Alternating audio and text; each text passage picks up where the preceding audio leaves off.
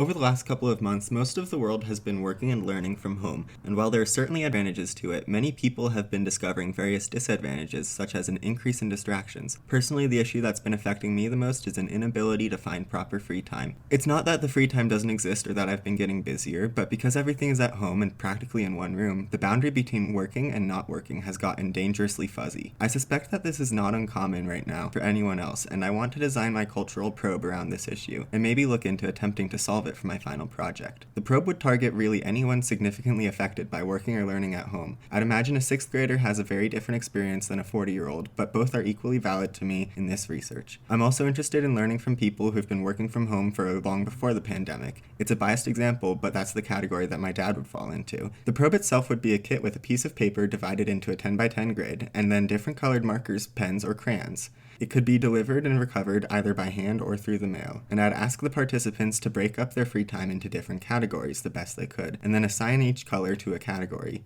Every time they feel like they are distinctly experiencing the free time, they color in a square on the grid with the corresponding color. The probe would be returned to me after either 2 weeks has passed or the grid has completely filled up. From this probe, I'd be able to learn not only how much free time people feel like they're getting, but also how they emotionally feel about the free time that they're spending based on the colors that they chose.